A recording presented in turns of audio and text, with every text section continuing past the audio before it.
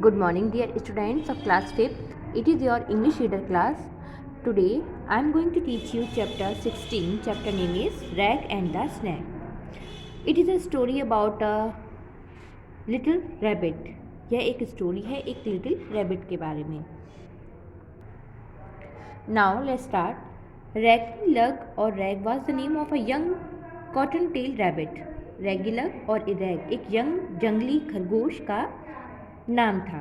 He was called so because of his torn and ragged ears that he got in his first adventure.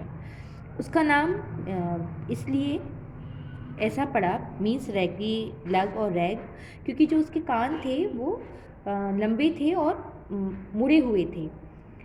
Raggy Lug's mother had hidden him in a cozy nest under a clump of swamp grass.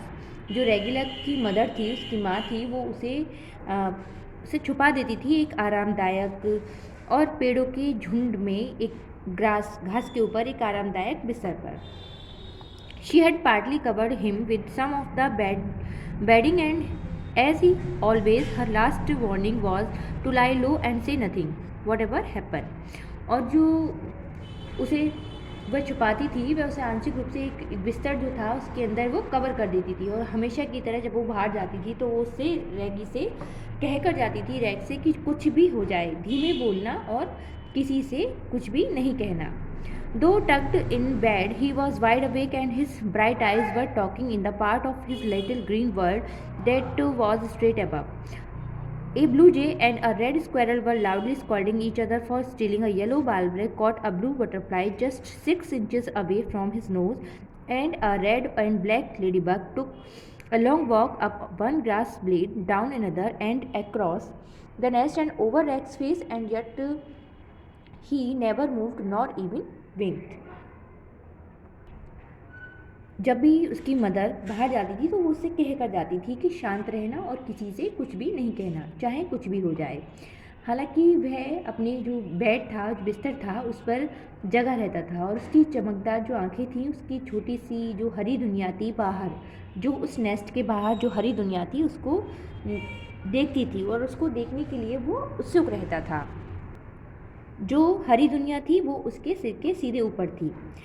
एक blue जे एक जो नीलकंठ होता है और एक लाल गिलहरी चोरी करने के लिए एक दूसरे पर चिल्ला रहे थे. स्कॉल्डिंग में चिल्ला रहे थे. और एक येलो एक पीली बालब्लैर एक काइंड ऑफ बर्ड होती है वो ब्लू बटरफ्लाई को पकड़ रही थी जो उसके नाक से केवल 6 इंच दूरी थी. और एक काला और लाल लेडीबग जो होती है लेडीबग लंबी वॉक ले रहा था जो कि रैग के चेहरे के पास से गुजर रहा था और वे ऊंचा हो गया और रैग ये सब देखता रहा बिना अपनी पलकों को झपकाए. After a while he heard a strange rustling of the leaves in the next thicket. कुछ ही देर के बाद थोड़ी देर के बाद उसने अपनी जो मोटी पत्तियां थी वहाँ पर झाड़ियों के बीच में पत्तियां थी वहाँ से उसने अजीब सरसराहट की आवाज़ सुनी. It was the oddest sound and came nearer then there was no patter of feet with it. यह पुरानी आवाज़ थी और एक अजीब सी आवाज़ थी. वह आवाज़ पहले भी आ चुकी थी जो उसके निकट आ रही थी. Rag had lived his whole life in the swamp. He was 3 weeks old and yet had never heard anything like this. जो रैग था उसने अपना पूरा जीवन उसी स्वयं जो उसका कोजी नेस्ट था आरामदायक जो नेस्ट था उसमें ही गुजार दिया था. वो केवल 3 weeks old केवल 3 सप्ताह का ही था और उसने इस तरह की आवाज़ को पहले कभी नहीं सुना था. His mother had cautioned him to lie low, but that was understood to be in case of danger, and this strange sound without foot to fall could not be anything to fear. जो उसकी माँ थी उसने सचेत किया था और कहा था उस रैग से कि हमेशा शांत रहना और खतरे को समझना. लेकिन उसने इस तरह की आवाज़ को पहले कभी नहीं सुना था और न ही उसके जो फुट फॉल्स थे उसके चलने के कदम थे उसको भी उसने आवाज़ नहीं आ रही थी. वो केवल एक सरसराहट थी. The low rasping went past close at hand and seemed going away. Rag felt it was his duty to learn what it was. जो धीमी आवाज़ थी वह धीरे धीरे उसके जो नेस्ट था उसके हाथ के पास आ रही थी. जो रैग ने महसूस किया कि यह क्या है. फिर उसने वह उसको जानना चाहता था कि आखिर यह आवाज़ किसकी है। Then he slowly raised his roly poly body on his short fluffy legs, lifted his little round head above the covering of his nest and peeped out into the woods. फिर उसने क्या किया, अपनी जो उसकी रोली पोली बॉडी थी और उसके जो शॉर्ट छोटे फ्लफी लेग थे, फीट्स थे, उसके पैर थे, उसकी सहायता से उसने अपने घोंसले से बाहर आने लगा। The sound has ceased as soon as he moved, जो साउंड था उसके पास आ गया जैसे ही वो मूव्ड हुआ। He saw nothing so he took one step forward to a clear view.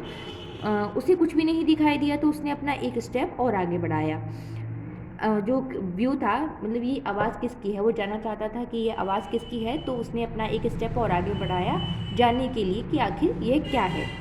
And instantly found himself face to face with an enormous black serpent, और उसने पाया कि एक इनॉर्मस मीन्स विशाल ब्लैक सर्पेंट, एक काला सांप उसके सामने था। वो दोनों एक दूसरे के आमने सामने थे।